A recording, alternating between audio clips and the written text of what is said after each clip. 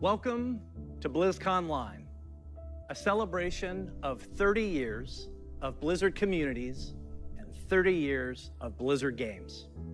You think you do? 30 years is so many years. And last year, before we get too far ahead, let's take a look one last time. Twin times were a little simpler. I think some of the leaks are in out the early because 1990s, it was, like, recorded the internet beforehand. was a baby.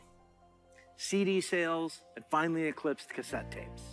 Cassette tape, it's a rectangle piece of plastic, and there's a tape come on, inside, fucking and boomer, music would get taking recorded people that on, play and Blizzard sometimes you game need like a they don't know pencil what a to tape wind is. it, make it tight. I know, Seriously? it sounds crazy. We were all playing video games on Super Nintendo. See today. Now, you ready to hear about some other video games? Let's hear what's next for World of Warcraft. Yeah, that's why we're here, baby!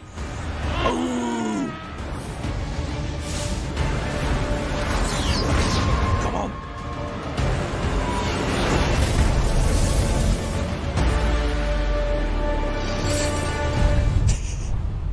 I cannot get over his Hello, face. everyone. Thanks for joining us today. No matter where you are, World of Warcraft unites us all. Whether you're exploring the Shadowlands, Classic Azeroth, or another part of the Blizzard universe, I'm glad you could make it. Because we've got a lot of good stuff to show you. Alright, John, tell us. But first, let's start with some Covenant pride. Kyrian, take flight. Ooh! Night Fae, let the hunt begin. Boo! Necrolords, to war! Yeah, they're actually the funniest one to Isn't play. it? I love it. Let's party. The world has thrown a lot at us since the last BlizzCon. And the thing that's really kept everyone going on the WoW team has been connecting with all of you. The bonds we forge with our guilds and family and friends in WoW are powerful and real. As WoW enters its 16th year and Blizzard celebrates its 30th anniversary, we're so grateful to have the most dedicated and friendly communities in gaming. Let's recap the events in Azeroth. In WoW Classic, we fought an endless battle for South Shore and Tauren Mill. We banded together to open the gates of Ahn'Qiraj. Okay, and retrospective joined on forces to Classic. take down My bad. Kel'Thuzad in Not its on patch floating 9.1. citadel of Naxxramas. In Shadowlands, we helped our Covenant recover from the Anima drought, brought on by Sire Denathrius, master of the Vinthier, Yeah, we can and look at it. traitor Okay. to the Pantheon of Death. We survived the halls of Torghast and crafted legendary gear in our efforts to expel Denathrius from his castle lair. Okay, so this is gone. But innocent souls are still wrongfully being sent to the Maw. They Oh, face no. an eternity of torment, and heroes like Anduin remain chained in its depths. The jailer continues to grow in power. He's preparing to break free from the Maw and complete his plan to unmake the entire Warcraft universe. And Sylvanas, you may be wondering what she's been up to all this time. I like his shirt. Today, It's pretty we're cool. excited to unveil our first major content update for Shadowlands, Chains of Domination. It's patch 9.1, babies.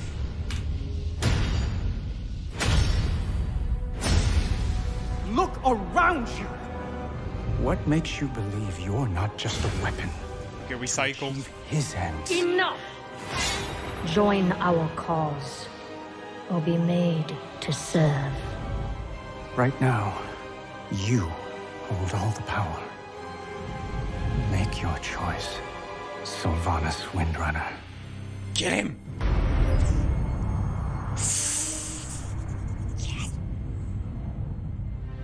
Despite all our efforts, the Maw continues to grow.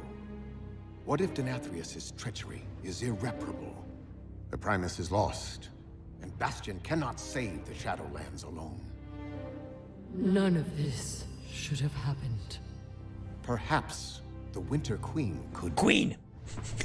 Queen! Queen! Queen! My Archon, a living soul, seeks an audience. A mortal? A king. By all our measures, one who has spent his life striving for justice.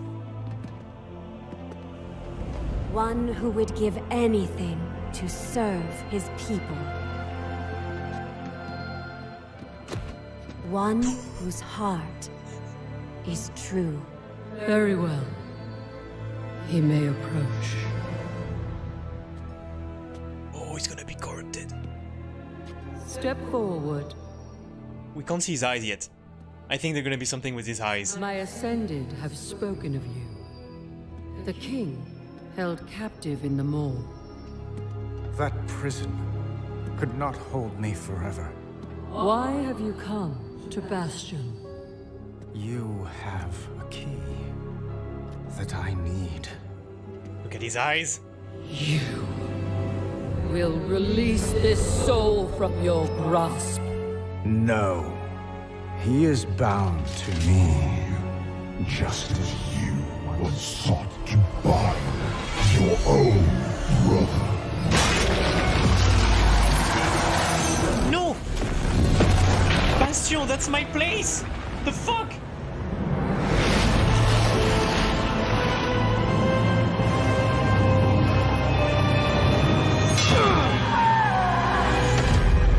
No!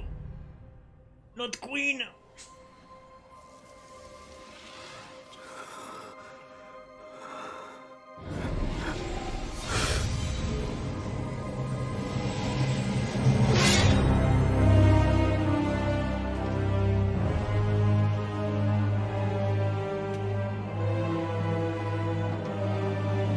The vessel performed its part flawlessly. Yeah, the new Arthas, yeah. 3 keys remain. Then they will see. Death was never meant to be chained. Holy sh... So you see those thing above on top of the chains, that's probably gonna be the next raid. Holy shit. Damn, son. That is so intense. That's in store for WoW Classic.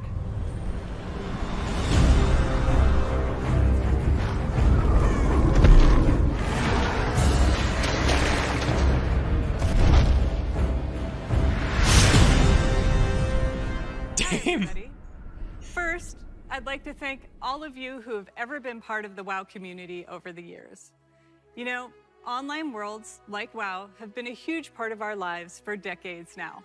That's a dope coat. As a dedicated MMO like fan and a developer myself, I remember hearing that Blizzard was going to be making their own MMO. And I thought, well, I guess I'll check out that beta. And sure, we all call the game WoW. But really, wow. I could not believe I got bit by the MMO bug again. I was so excited to be able to make a Night Elf Hunter and be like that famous Dark Elf Ranger from the books that I loved. I have to tell you, Azeroth was, and still is, a place I love to live. Aw, Since last she's year, so sweet. I had the great honor to work alongside the WoW Classic team to bring these nostalgic experiences back to life for longtime fans and a whole new generation of players. As a fan myself, I've had so much fun in WoW. From the simple things like drive-by buffing or making friends on that long haul from Teldrassil to Ironforge, all the way to the absolutely staggering, like when I jumped blindly through the Dark Portal and was running through Hellfire Peninsula, heard this terrifying noise, and then saw the Fell Reaver. Biggest roamer I had ever seen, and I was very glad I had feigned death in that moment. And that's the thing about WoW. These stories and experiences we all share keep us coming back time after time. With that said, I'm super excited to be able to share with you where our adventures are taking us next. The Burning Crusade Classic. The Burning Crusade Classic. Yes, here we go, baby.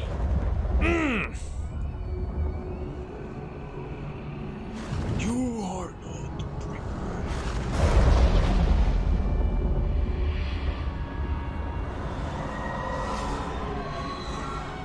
You dare enter my realm. I got shields. Yes.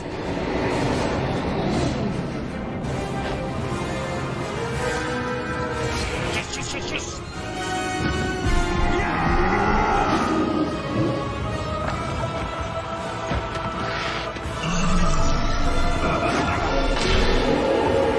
Fell River.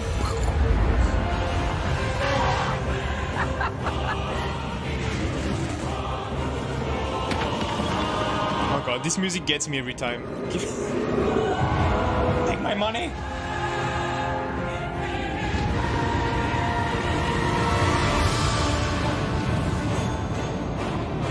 Oh, these dungeons. Cool. Karazhan. Your Bam. genius has brought you to this end. Take my blood and choke on it. Death to the outsiders! I'll turn your world upside down. You are not prepared. Yeah, boy, this time we will be prepared. Damn. Alright.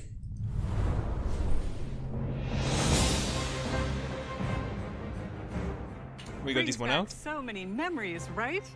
Like exploring the fungal forests of Zangarmarsh, or being awestruck at the chaotic magic alive in Netherstorm. And Nagron, come on, Nagron. Exodar, the Blood Elves in Silvermoon. I love playing them both. Do you choose to enlist the Aldor or the Scryers in your quest to fight the Legion? And of course, we can't forget gathering all your friends to fight Illidan at the top of the Black Temple. I can't wait to relive it all with you. Since the team first set out on their own quest to bring the original WoW back to life, we have learned a ton about what players are expecting from this kind of experience. We've also learned when to keep things just as they were, and where we all might be open to some changes. We're bringing Hashtag all no these changes. lessons into Burning Crusade Classic, with our primary goal to bring back the same feeling you had when you faced the Fell Reaver for the first time, or when you were digging through piles of Fellhound poop. Of course, we can't get this right without you, our incredible community.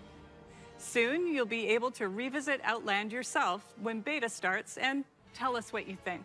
When? Later, When? all WoW Classic players are going to be presented with a meaningful choice for each one of your beloved characters. Do you want to move on into Burning Crusade Classic? Or do you want to stay in the original Classic era forever? Bam, new classic servers, Whatever okay. you decide, you can do it all with your one WoW subscription. Now, I know I've thrown a lot at you, but don't worry. We'll be getting into the details in our panel later today. Yeah, So right. stick with us. Perfect. We'll make sure you are prepared. King. Okay, we go. We start with the Burning Crusade, but I thought Deep Dive was... after what's next? Huh. Welcome, everyone, to our deep dive panel for WoW Classic. I'd like to start with some introductions with these fine gentlemen with me and myself. I'm Holly Longdale. I'm the principal producer for WoW Classic. A little Best bit mom about of the my year. background. I spent 13 years working on EverQuest. I started as a game designer and eventually became the head of the studio for the EverQuest franchise. That said, I've always been a WoW player since beta. So this is obviously a dream come true for me, and I'm thrilled to be here with you. She's an MMO legend. I'm the production director for World of Warcraft. I've been at Blizzard for 15 years now, and have been on WoW for most of that time. Avid WoW player myself, and really excited to open up that dark portal again as we all step through it. And my name's Brian Birmingham, and I'm the lead software engineer on WoW Classic. I've also been at Blizzard for 15 years. I started on World of Warcraft. I spent about 3 years on Hearthstone as well, and then came back to the World of Warcraft team to work on WoW Classic. And it has been a great joy to me to work on this team. There's a lot to talk about today. Yeah. So earlier we announced, yay, Burning Crusade Classic is coming. But there's a lot more to it. Let's take a look at the features, because wow. I mean, wow, right? Wow. I was so excited by playing Draenei and Blood Elves. I played both, and I will say my heart's with Alliance. And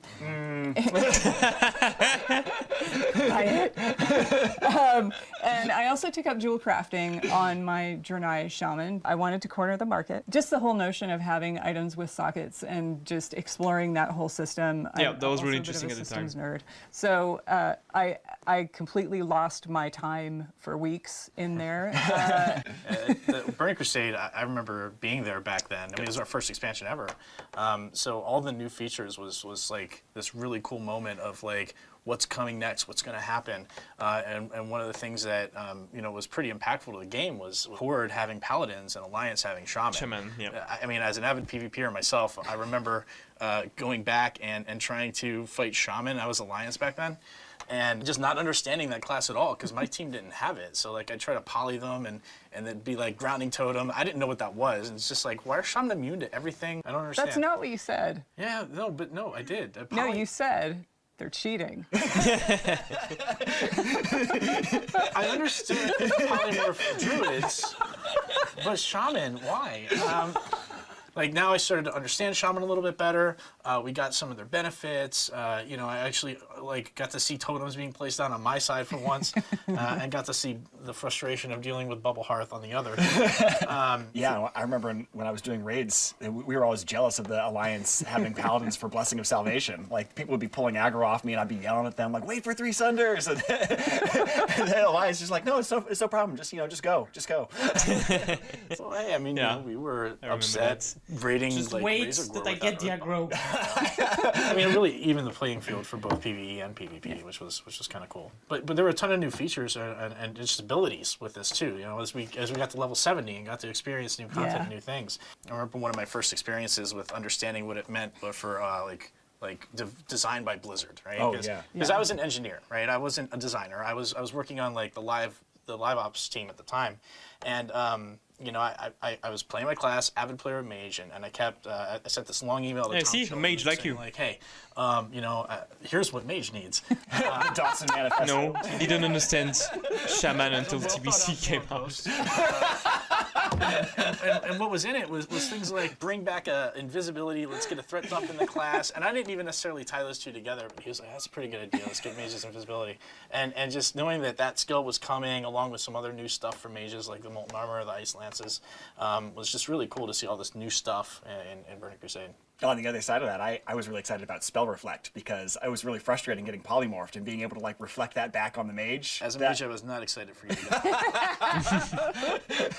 I bet you weren't. And there were even some PvE encounters that had abilities that you could reflect back. So I remember that was really fun to kind of find ways to time that and use it as a defensive ability as well. I was a hunter. Mm-hmm. I'm a hunter now, also a hunter. actually. Yeah, I've switched. But I remember just chasing Beastmaster and just DPS. Yep. That was it. That was the chase, yeah.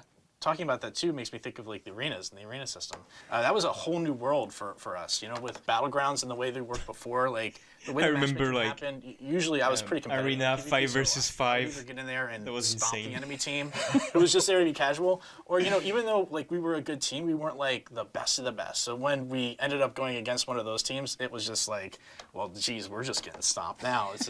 This is tough.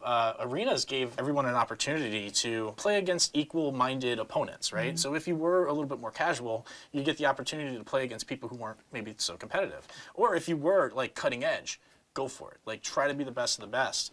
And what was great about that is it spawned an esport. Like that wasn't, we didn't design it for that. We just wanted people to have fun.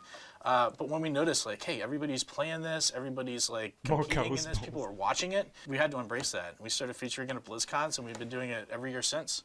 Yeah, it's really awesome. It's a table talk. I hope they will recollect was the exciting zones that you would travel through. One of my favorite memories was actually in the first zone, Hellfire Peninsula, and it was adventuring around in Hellfire Peninsula, going around and doing all those quests, and always living in fear of the Fell Reaver. Because you'd be out there collecting parts from like a broken Zeppelin, and you'd be fighting off your Hellboars, and then all of a sudden you'd see the screen start to shake, and like these thump, thump, thump, and then... Why did they make so much about the Fell Reaver? I didn't feel like... Sound still haunts my dreams. Oh, I know, yeah, it's terrifying. Even in life, it's just feign death. Feign death. Get out of here. And then the payoff when you later go to Netherstorm and they give you the quest. They're like, could you get me a part from inside the Fel Reaver? You're going to have to kill him. And you're like, that guy? Like that guy that used to terrorize me? And they're like, yeah, I think you could take him now. And that was such an exciting payoff to be able to like bring that full circle and go back and see him again. For me, I snuck into beta. I got really lucky because I could see the construction sign for some of the zones, and of course I ignored it and went and explored. So I remember running through Blade's Edge and just seeing dragon carcasses and skeletons impaled in the environment, and then moving on to Netherstorm. I just was blown away, even from Zangarmarsh all the way through. Everything felt like for me that was Nagron. That was the most be able to go through that crazy and just the delight place of it for me. I was like, the epicness of it, and when then you come up to Nagron, that was Area like 52. so pretty, so That's colorful. what I love about WoW. With like is you can island have floating epic in the air. storylines and still find lightness in it. So I just loved it. I love it. I'm an explorer, so. You know, for me, I remember Burning Crusade really opened up a new gameplay type for me. I became a collector in Burning Crusade, right? And it kind of started with the Aldor and Scryer rep. Because I got my outer rep all the way up, and then I was thinking about switching to Scryer, and people were like, "You're insane! Don't do that." And I was like, "I bet I can," just to prove people wrong. And I did, and it was cool. It was really fun. But then I started doing other things. Like there were all these new like mounts and pets, and here we go. I went back and even got some of the older reps like Thorium Brotherhood and Winterspring. But then like things like Netherwing Ledge came out. The world just opened up for me in Burning Crusade to really start my collection. Of course, we also had flying mounts, which I loved, and then decided to play with some friends on a PvP server, and was running around Hellfire, and Death from Above, which is likely just Pat. Probably. Yeah. You were flying around harassing people, Pat? I was getting a lot of honorable kills back in the day. So that's just a quick look at some of our memories for Burning Crusade, and that was 13 years ago. So that code has been hanging around for 13 years. And we're not just doing a save as Burning Crusade Classic. Oh no, it's a lot harder than that. Yeah. So let's get into some of those details. So one of the challenges has been that we don't actually want to ship on the old code. And the reason for that is because it's got a lot of bugs and difficulties with the architecture that we don't want to have to deal with. But we do want that old data. And we talked about this when we did the original launch of Classic. It's also permissible to more abuse how the game is supposed to be played and what things are supposed to happen in it. And so we want to bring that old data and we want to run it on the modern code, the same as we did for Classic. And there's like 750,000 rows of data that we have to go through and convert from their old formats to their new formats. And fortunately, we have really talented engineers, and we run automated scripts that go through this. But even after we've run these scripts, we have to compare them with how it used to behave and make sure that we've actually done the conversion correctly. And then there's even some things that are making it more difficult this time, like the fact that we've made a couple of minor changes or bug fixes in the Classic data. And we want to make sure that we keep those as we're going into Burning Crusade. So we have to merge those changes with the changes that happened with the Burning Crusade originally, and make sure that we have a coherent set of changes that make sense to bring us from Classic into Classic Crusade. TBC. There's an enormous amount of time spent looking at, okay, this is how it came out now. We have a reference client that is the original. That's right. We do use the old code for that. Yeah. So like we still have it. We just don't want to ship on that anymore. But we have like the old code with the old data, knows exactly how it's supposed to behave. So those things work together, and we can bring that up internally and take a look at it and say like, okay, this is how it was back then. This is exactly what it used to look like. And we do sometimes find things that are bugs we still want to fix, but a lot of times it will tell us like, oh, this thing is not a bug. This is actually the intended behavior, or this is something we don't really remember. That's why I need a beta key. To want to chase your own memory, like I remember it being like this, and it's like, no, it's not always exactly the way you remember it. Everybody has that kind of human failing, even us, and so a lot of times we'll have an argument about I remember it this way. Well, I remember it this way. Let's go and check. We can look. Well, another reason to ship on the new code is really just the years of stability, improvements, and the fact that the world didn't look the same back in 2007 as it does today. Like there wasn't cloud architecture at that point. I remember I had the privilege of being on the live ops team where I got to see what all the servers looked like and how it was all architected. And to pull back the curtain on this a bit, the way it was is everything was its own like server, right? Like they didn't really talk to each other very well. So each realm had 11 blades on it. And these blades were just bare metal blades, and like one blade was for Azeroth, one blade was for Kalimdor, one was for Outland, and then we had had some for instances, and you know, back then what would happen without cloud is you would try to request resources, and maybe a lot of people were running dungeons, and so it would give you back things like transfer aborted, instance not found. Oh boy, like we don't want to go back to those days. So now we can take advantage of things like the cloud and not have those resource issues. So shipping on this new code is a big improvement in stability. Yeah, and so we're weaving all these threads together. We did finally get a build for Burning Crusade Classic. Super excited. With the team gets together, we're preparing for a playtest, and we go to create our characters, and we see this blood elf who, you know, he remembers the sun well. He forgot his pants. Yeah? So everything didn't work the first time? What? I know. Yeah, I did mention, like, we had to go through Sabotage. and check for problems in those conversion scripts. And so, yeah, sure enough, what's going on here is that this guy thinks he's dressed, but he isn't. And you can see why he thinks he's dressed if you Does look that down happen this. to you a lot? Do they model genitals? Why did they need to censor If you look at that? his calves, you can see that he's got they're flared out because he thinks he's wearing boots. And the way the system works is we first set the geometry up for all the items that you're supposed to be wearing, and then we layer on various images that we call textures, and we'd use those to build up a single composite texture that's then wrapped around the geometry. But of course, in this case, when we were layering them on, none of the textures were assigned, so it just started with his naked body, and then was going to go layer on textures and didn't find any. So it thinks he's dressed, and so it's removed the underwear because it thinks it's put clothes on top. But there aren't anything there. They're all just completely transparent. So it's almost like the Emperor's new clothes. He's wearing invisible clothes, only in this case, that's really what's happening. It's crazy. And then, of course, I wanted to try Draenei because that's where my heart lies. I'm an Alliance girl. And this Draenei looks to be heads above the rest. That's not the Exodar. Yeah. No, definitely not. Tomorrow, right? It is. Tall That's Draenei. exactly the problem. It looks like the Draenei's too tall, but the real problem is that we're in the wrong place. And so, yeah, when you go to the Dunmorrow character select screen, of course, the camera is positioned for much if a shorter dwarf races is like in gnomes and dwarves. in gnomes. And so it's about knee-high on a Draenei. And then water. Really, Brian? We have water in Hellfire? Yeah, so Go for a swim. it turns out that Outland has a funny, unique feature that it doesn't have any oceans because the water just all falls off the edges and goes out into space or something like that. I'm not sure how that works in the game universe, but Magic. but yeah, there's no ocean there. But we had accidentally flagged it to generate ocean, so we ended up flooding the entire world with an ocean until we found that and turned it back off.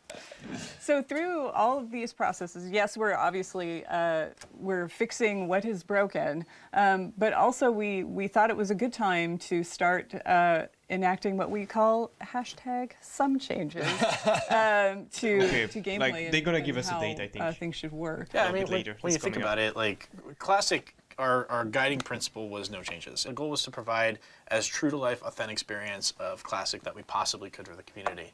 That's and the community that accomplished asked for it. What was interesting to me is to see this vibrant community that embraced it and then said, hey, but we're not exactly the same as we were 15 years ago, right? And they're right. Like the times have changed, the world has changed, and so some of those things that maybe were out there that were not great and were warts back in the day is not something that we would want to ship again. Like something that feels a little buggy or wrong or incorrect. So the idea behind this is let's provide what the Burning Crusade experience was without those warts. And this really, I think, illustrates the difference is spell batching.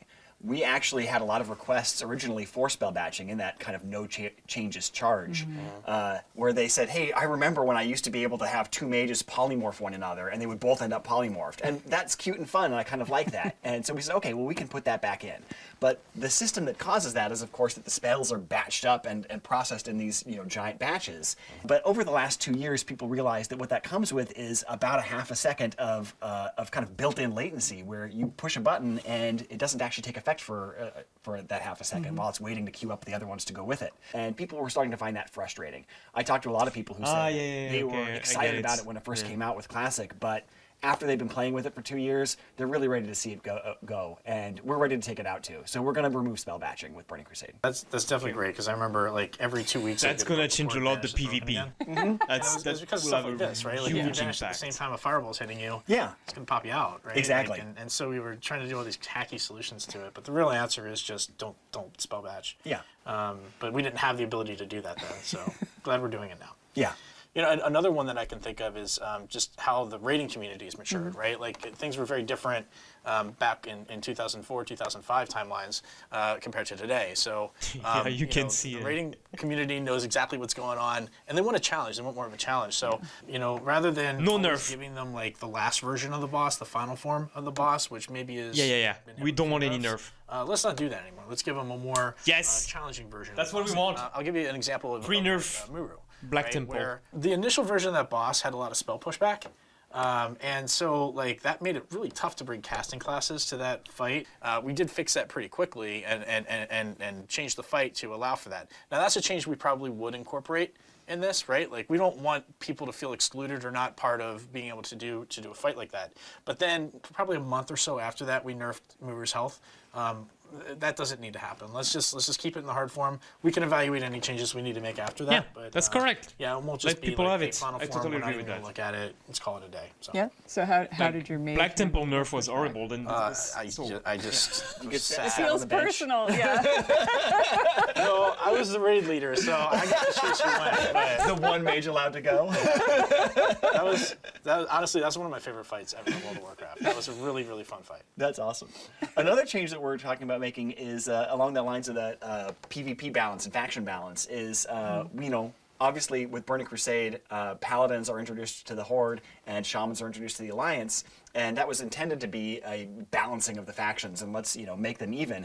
And then they wanted to kind of keep a little bit of flavor of that faction identity, so they kept Seal of Blood on the Horde and Seal of Vengeance on the Alliance.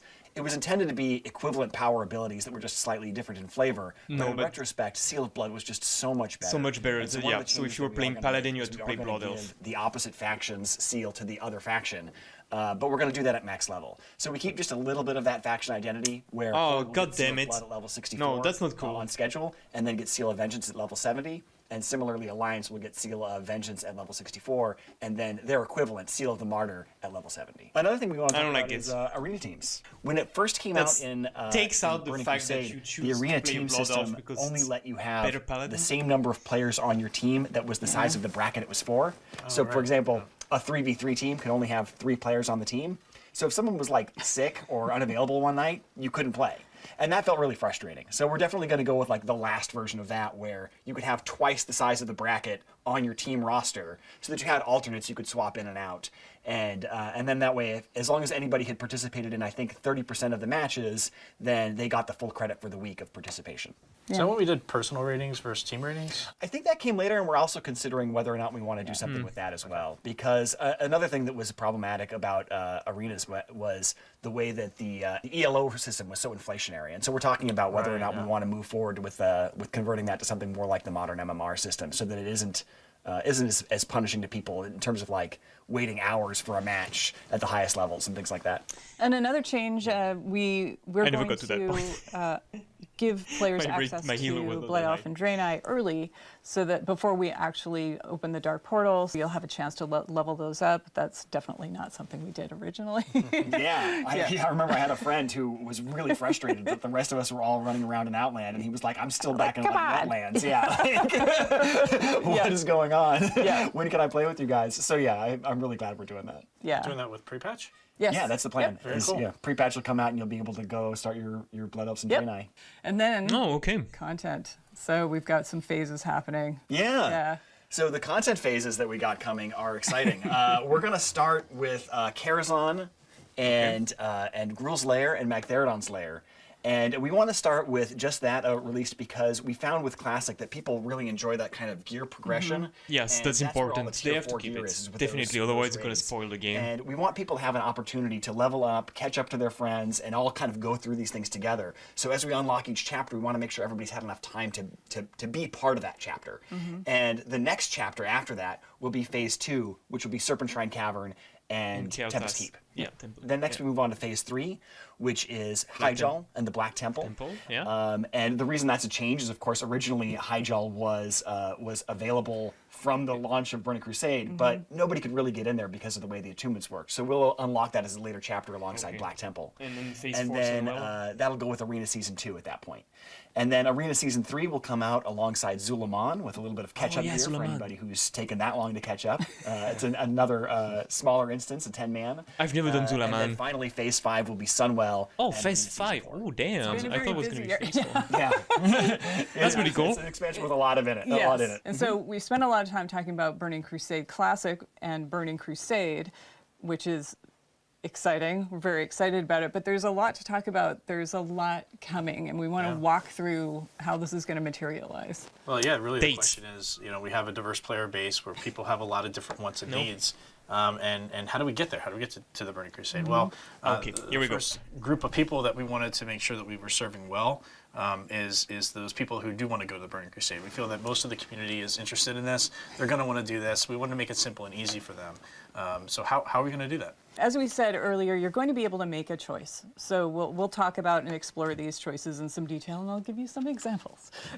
So will it be time gated? That's what I wonder. The current servers you're on now, Classic Live servers, are going to become what we're calling progression servers. And what that means is the servers that are live now will always unlock any expansion we release. So when we get to our patch day, you're going to be presented with a choice. Do you want to continue on into the Burning Crusade, or do you want to move to Classic? So in that space, you're going to do that for every single character. So for my example, I'm on Warm Rest Accord. So I've got a level 60. I am definitely taking that on through to Burning Crusade. But I've got a couple of mid-levels that I know I want to move with my friends. Those are characters I level with my friends in Classic, and I want to continue that journey with them. We want to make it as easy and seamless as possible to just get right into Burning Crusade. But there are options. Can you transition back? I'm excited to hear that. Next question, can you do Classic? There's a lot of my friends, for example, who maybe TBC? Didn't really play Classic when it first came out, right? And so now they're behind. And they're interested in playing the Burning Crusade. This was, for a lot of people, their favorite expansion that we've done. We want to make sure that those people are served too. And one of the ways we could do that is provide a boost to people who are interested in coming back that maybe aren't interested in doing the Classic WoW experience but really want to hop right into Outland as quickly as possible. Yeah, so the team, we spent quite a bit of time discussing it because we want to make sure we respect the time of the people that have been playing Classic for 2 years. But also, we want people to be able to enjoy Burning Crusade if they loved it the first time and maybe missed Classic. So we are going to offer a level 58 boost for purchase, but it does come with some restrictions. So it's going to be 1 per account. It's not going to be usable on Blood Elf or Draenei. It'll have some dungeon blues. It'll have level 40 mount skill, no professions. It's the basics, basically your Outland starting kit. Yeah, they're going to be boosted. You will be able to way to jump into the game. Yeah, I like that. I'll be looking forward to that. Look, I know a lot of people came back to play WoW Classic, and that's all they want. That's all they ever wanted. They're like, you know what, Burning Crusade, that's awesome. I'm sure some people are going to love that, but for me, I came back for WoW Classic. What do they get to do? What's their options? Yeah, that was really important for us too. Yeah. So we had all sat down and discussed like how we should frame this. So when we get to our patch day, which is prior to the Dark Portal opening, when I said before, like, I'll go back to my example for Worm Rest, we will be launching Classic Era Realms at the same time as we do our patch, and you will have that choice. So when you make the choice to go to Burning Crusade Classic, or you make the choice, like on my example, my level 40 Druid, I want to move that character to Classic Era. And what Classic Era means is that those particular servers are going to stay in that era forever. So that is going to remain Classic till the end of time. Yeah, but is it going to be fresh or? You'll be able to make that choice for every single character. I don't think so. Go on to Burning Crusade. I think it's going to be everything unlocked to go already. To Classic Era. Let's say you're behind the times a little bit. You'll still be able to have that choice. We haven't locked it to a time window. You're not going to miss the boat to Era. The choice sounds awesome, and choice in WoW is something that's meaningful. It's always been meaningful. Is it gonna be fresh server? I don't know. It's important when we look at the community that like you're going to choose to go to the Burning Fresh Crusade, Classic. or you're going to choose to go to Classic.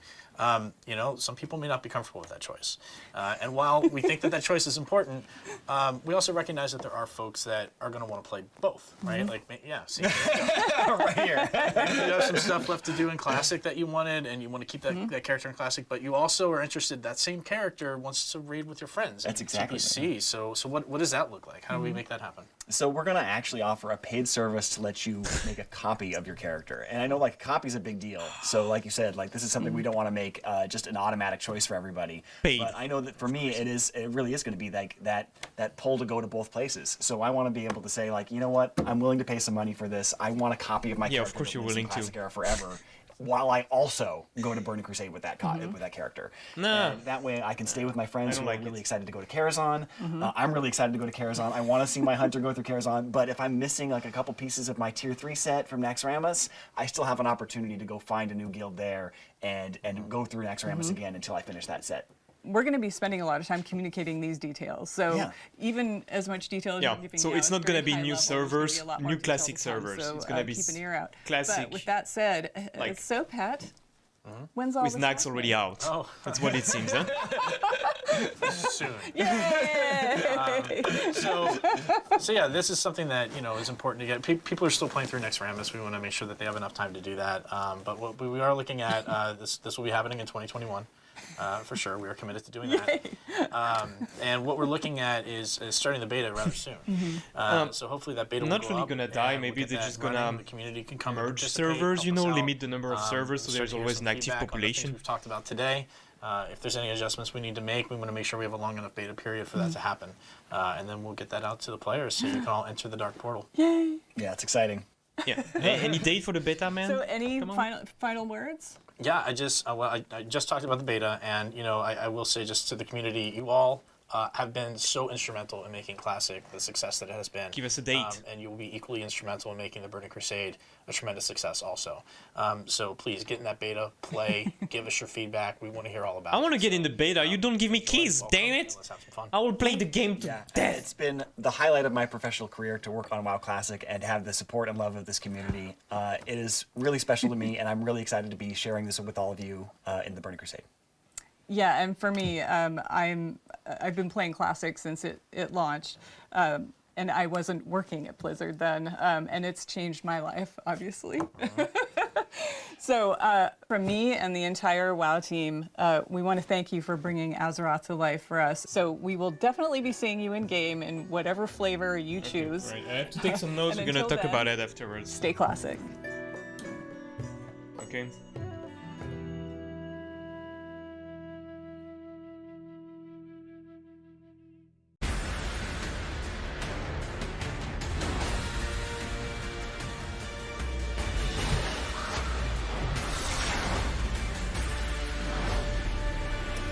Taking some notes so I remember afterwards.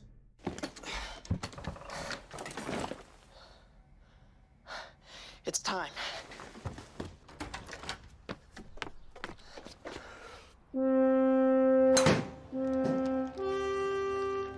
Fen?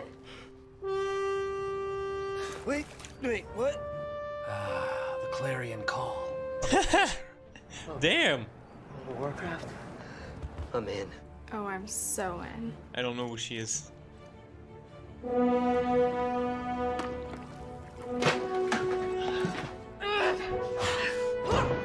Yeah, I know who she is.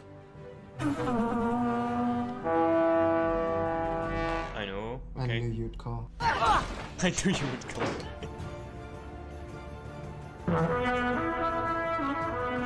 Warcraft. Odor! About bloody time. By bloody time. Hexes. Heroes. Magic. Another one. Christian. It's been ages. Oh my god, I didn't recognize him.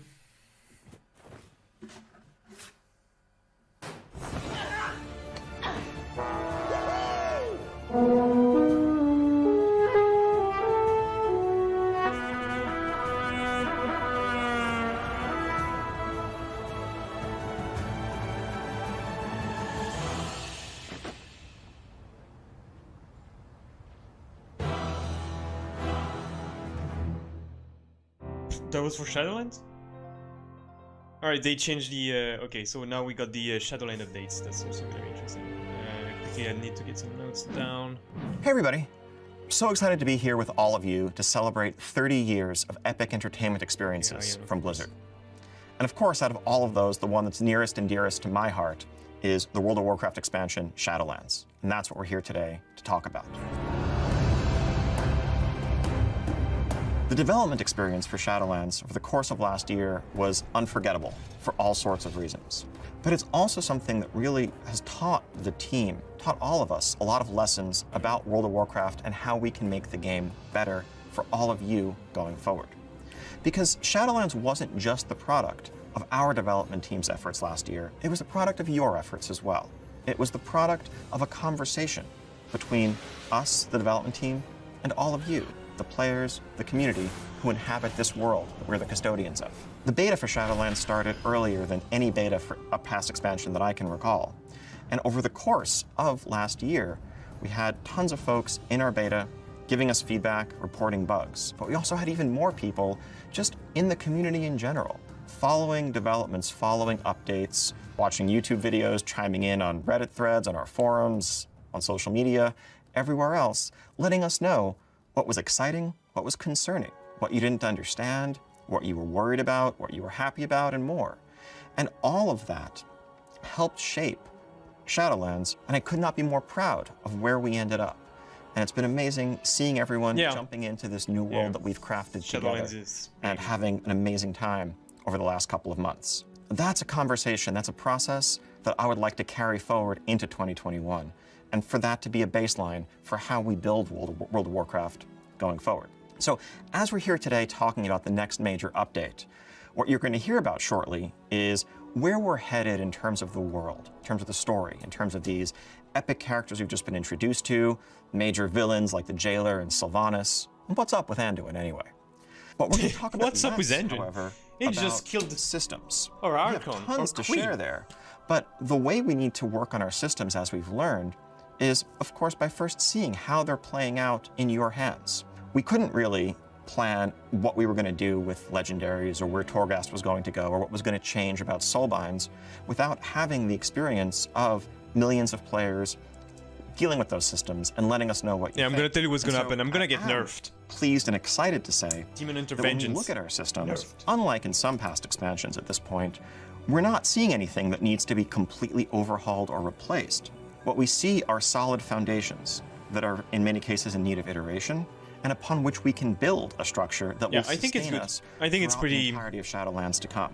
So that's a conversation that's going to come when our public test realm goes live, and we'll have lots more information to share with you there. Now, what we are going to talk about, and boy do we have a lot of exciting stuff for you, is the first major content update for Shadowlands. Let me turn it over to my colleague, Jeremy Fiesel, no date, I guess. To tell you all about it. Hi everybody, I'm Jeremy Fiesel. I am a designer on WoW, and it is my pleasure to get to introduce to you today a first look at what's next for World of Warcraft Shadowlands. Okay, so they're gonna be the new dungeon, I guess, new raid. So let's talk a little bit about what we've accomplished so far. The champions of Azeroth have stepped foot in this otherworldly space known as the Shadowlands, the afterlife for all souls from Azeroth and beyond. Within the Shadowlands, we have met new allies, and we've fought a ton of new and interesting new enemies. We've joined covenants, and we've gained great power. And in this time, we have been able to deal with some of the immediate threats to our new covenant allies. We have taken down the Gorm and the Drust in Ardenweald, and the Forsworn in Bastion, and ultimately, we've been able to add some stability back to each of our new allies' home zones. Within the Shadowlands, we have also been able to help out many of the denizens that are undergoing this major lack of anima by sending anima back out into the world, reinvigorating both our allies as well as the military forces of each of our covenants, so they can take the fight back to their enemies. And as a culminating element to all of these things, we've been able to take out one of the Jailer's main lieutenants, the traitorous Sire Denathrius in Castle Nathria. And yet, behind all of these things is the looming, dark and mysterious figure of the Jailer. So what do we really know about the Jailer's dark designs up until this point? Well, we know that the Jailer is in charge of the Maw, a dark and forbidden place that we can't spend even a moment too long in before getting unceremoniously swept out by the Jailer's forces. We know that the Maw has had this huge influx of souls, allowing the Jailer to gain massive amounts of power, as well as anima, thanks to the actions of Sire Denathrius. This has allowed the Maw to grow in great proportion, something we've been able to physically see just by looking out past Oribos into the darkness. In addition, every time we have tried to step foot into the Maw, we've been watched unmercilessly by the eye of the Jailer. We've never been able to get a solid foothold there. We have spent some time in Torghast, the Tower of the Damned, and we've rescued some very prominent souls. Torghast, but again, we've never been able to get a solid and consistent foothold there and make any real progress. The Jailer remains this mystery of the Shadowlands, and exactly what his dark designs are for the afterlife are still unknown. This is the story we will be investigating in our first major content update for World of Warcraft Shadowlands, entitled Chains of Domination. Now you can imagine with a name like that, we're going to be very centered around the Jailer's forces and his plans. What do him and his champion Sylvanas have in store for the rest of us? And how does this influence our allies in Ardenweald, in Bastion, and I know elsewhere? what's gonna happen in Bastion. The Jailer will make his first attacks, showing his hand, and we'll be forced to defend our brand new allies, as we see what the Jailer's designs for the Shadowlands truly are. Let's take another look at that cinematic. Ah, yes, that's what I wanted. I wanted to see it again. In Chains of Domination.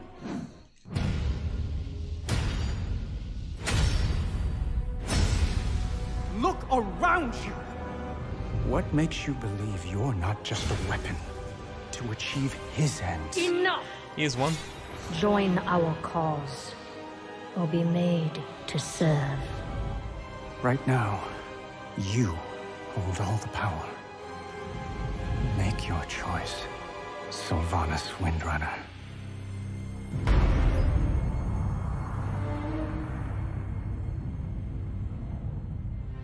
Despite all our efforts, the Maw continues to grow.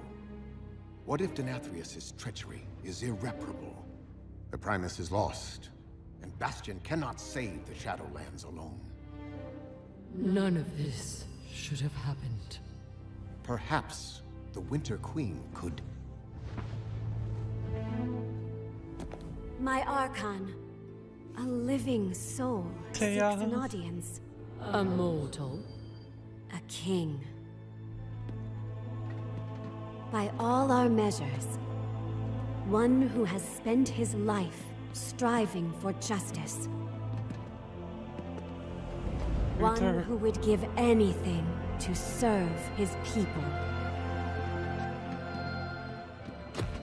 One You got the little heart is true.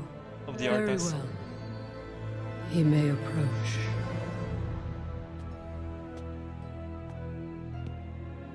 Step forward. My Ascended have spoken of you. The king held captive in the Maw. That prison could not hold me forever. Why have you come to Bastion? You have a key that I need. You will release this soul from your grasp. No. He is bound to me. Just as you once sought to bind your own brother.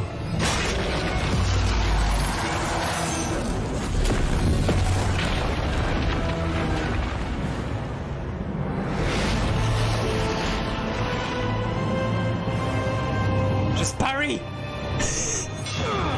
No, Queen! Oh, damn it.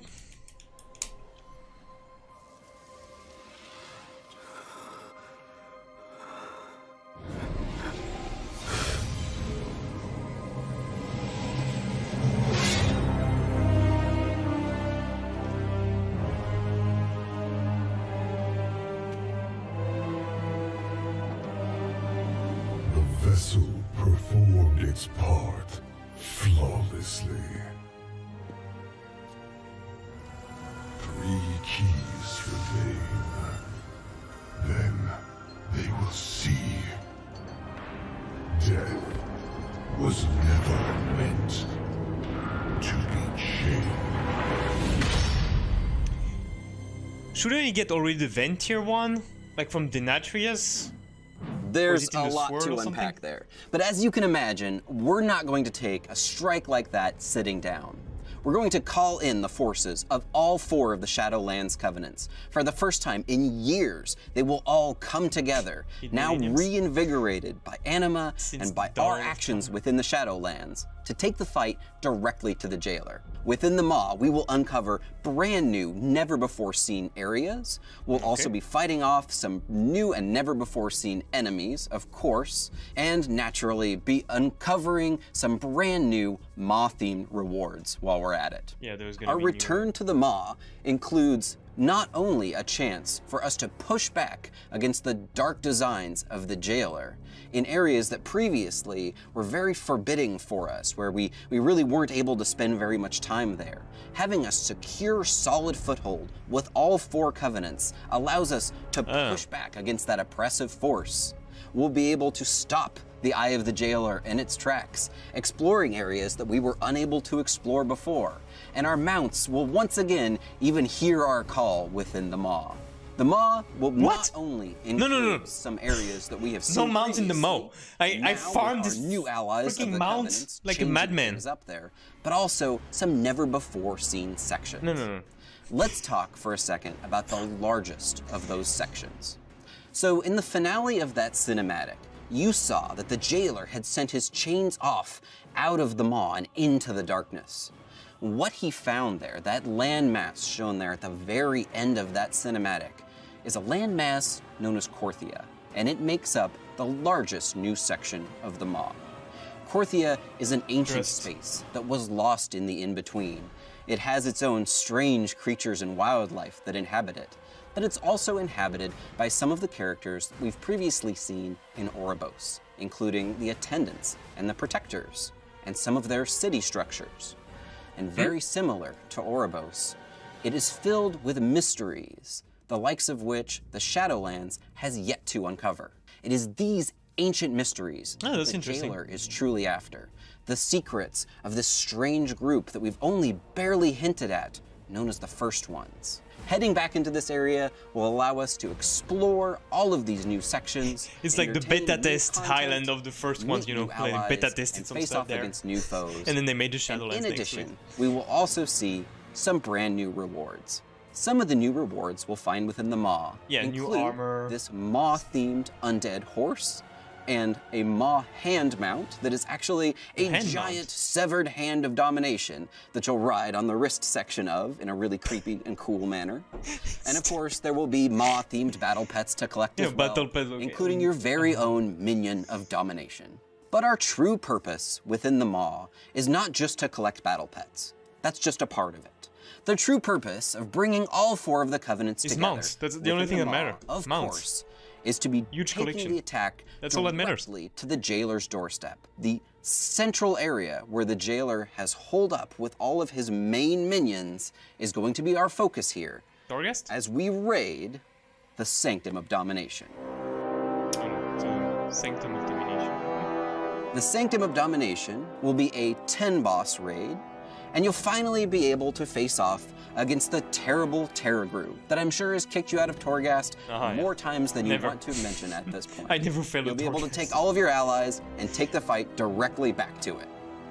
We'll also be facing off against the creature that is the actual Eye of the Jailer and figure out really what is the Jailer's eye here. Those of you that were fans of the lore of the Titan Keeper Odin might have some interest in that particular fight. The he's giving us Jailer's some clues that I don't get. Naturally, is a place where some of the worst souls were sent for the Jailer's personal torment. And we'll be seeing some of those souls here as well. Really looking forward to hearing who you think will show up in the Jailer's personal torment sanctum. Of course, any raid that features minions, servants, And Soldiers of the Cold Dark, like this one, is going to have to feature our old nemesis, Kel'Thuzad. And finally, the culmination of the raid. At long last, we will be taking the fight directly to Sylvanas Windrunner, the Banshee Queen. Ah, the finale of this fight is going to change the future of the Shadowlands. But we're not going to spoil that for you today. However, can't wait for you to see what happens at the end. But the Sanctum of Domination is not the only sanctum of the Jailer. We'll be seeing additional updates to Torghast, the Tower of the Damned. Nice. Including the unlocking of brand new, never-before-seen wings. These wings have a brand new art kit. Yeah, that's pretty cool. I like it. And new floor layouts. And some people might get bored of Torghast, but I still like Torghast. Until now. That's fine for me. You'll be facing off against brand new foes with dastardly ways in order to stop your ascent. New traps to trip you up.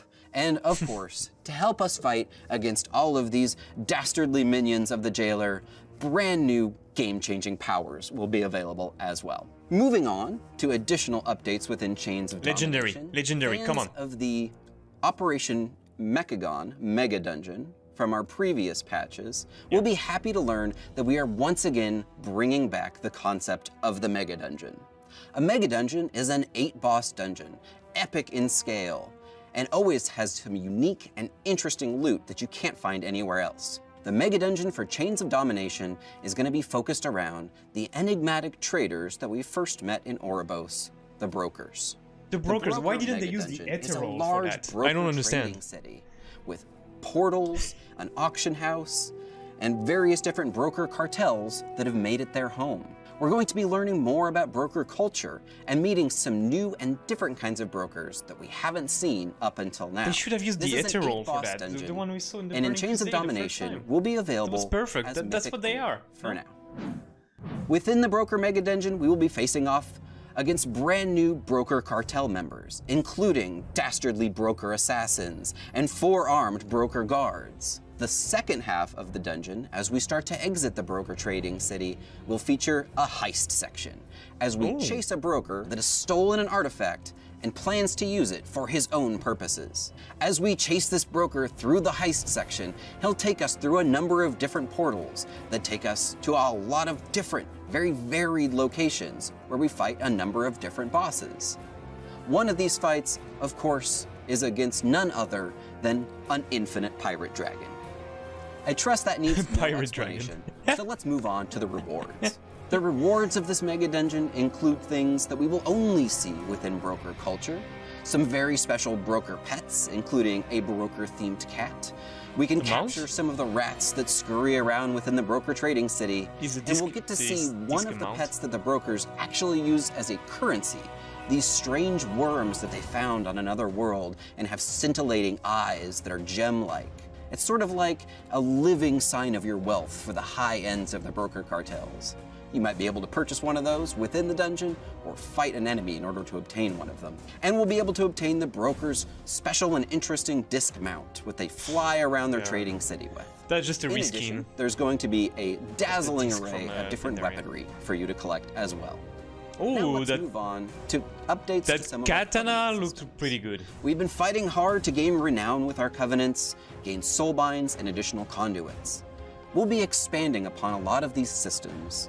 Some of the ideas that we're thinking about include adding additional conduits, different conduit types, and expanding the soulbind system. Our general goal here is to give you more options in terms of how you specialize your character within your covenant and how you gain additional power levels. We're very early on in the ideation phase here, and we'd love to hear from you if you want to take to the forums and tell us how you would like to see your power grow within your covenant. Patch 9.1 also brings with it flying, something that we mentioned a while back, and we're sticking to it. There's no rep grind associated with flying. You simply just need to continue completing activities for your covenant, and your covenant story chapters will unlock flying. Oh, okay, that's good. That's good. But we're not simply going to be unlocking flying in Chains of Domination. Okay. No, we want to do everything heavily covenant themed because it's all about working for your covenants. That's pretty good. So I like it. Completing the flying will also unlock a new specialized flying mount specific to your covenant. For the Kyrians, Activating Anima to the Eternal Forge has allowed your stewards to once again produce this powerful flying centurion that hasn't been seen in ages. For the Night Fae, activating Wild Seeds with Anima that were thought lost to the drought will reawaken our powerful ally in the Wolf Serpent. The Wolf Serpent, From the Maldraxians, the Necrolords naturally go to their natural environment, throw a saddle on one of the giant corpse flies buzzing around their backyard, that's awesome. I like this one. Into combat. That's unexpected. There's one thing that you do know, they're not going to be afraid of the stench of death. And for the Venthyr, activating Anima within Revendreth has allowed us to empower these Stoneborn brutes, giving us Anima-infused Stoneborn allies as our brand new flying mounts. But that's not all. Continuing to advance your Covenant and your Renown will also unlock a set of cosmetic armor.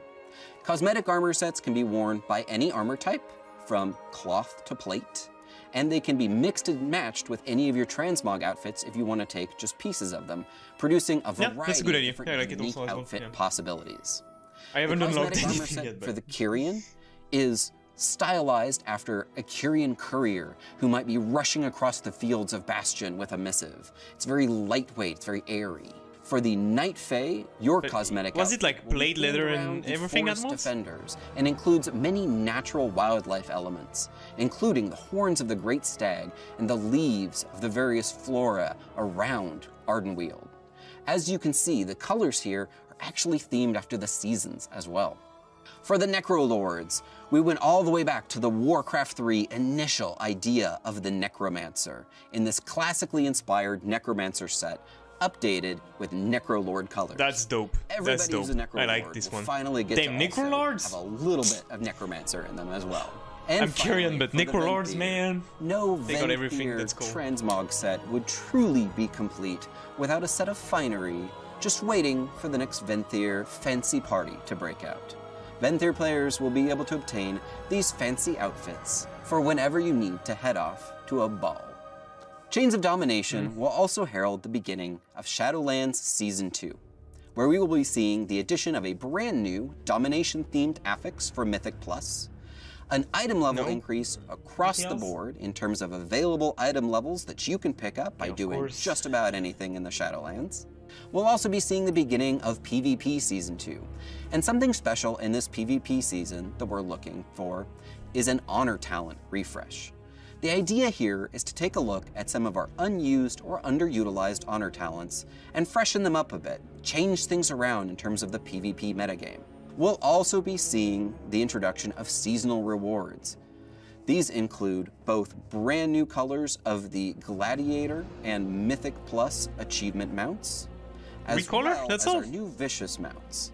In this case, the Vicious mount is the Gorm.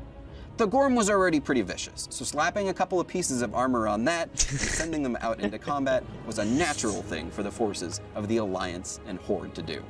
All right, let's take a second to recap everything coming at you in Chains of Domination. Here, don't worry. First, we've got some major story quests, including a lot of the main characters of the Shadowlands that are centered most specifically around the designs and plans of the Jailer and his attacks on our allies in our covenants. We will be taking revenge by taking the fight directly to the Jailer in the Maw and forming a permanent presence there with all 4 covenants. We'll be exploring some never-before-seen sections of the Maw, including this new area known as Porthia and its various mysteries. We will be taking the fight directly to the Jailer himself in the Sanctum of Domination raid, which has the final boss as Sylvanas Windrunner. And we'll be making updates to Torghast, including some never-before-seen wings, floors, creatures, and powers. We'll be introducing a new mega dungeon themed around the brokers as a floating broker trading city with new bosses to fight there and some very unique loot to obtain. We're going to be expanding upon the conduits and soulbind systems and adding additional choice and power. There's a lot of things to unpack here within your covenant. And alongside that, we'll be seeing some brand new Covenant rewards, including Covenant-themed flying mounts and Covenant-themed cosmetic armor sets, both of which will be available in a variety of different colors to collect. And finally, we'll be seeing the launch of Shadowlands Season 2 and everything that entails. Thanks everybody for checking out our Shadowlands update. We've got a lot of really cool stories to tell still here in the Shadowlands, and we can't wait to get this content into your hands. From everybody on the World of Warcraft team, we hope you enjoy Chains of Domination, and we'll see you in the Shadowlands. Character you pay. Damn! Alright, thank you for following. I think we're gonna just stop here. That was quite interesting. I'm not gonna join back tomorrow. I think there is some Q&A with the community, but there's mostly about community the second day. So it's like virtual Murloc March. I don't know what they plan to do with that. And there's like community highlights, like creations from the community, artwork, but also cosplay, stuff like this. So I'm not gonna join for that. I think that was pretty good to do that tonight already. So thank you for watching. We're gonna stop here.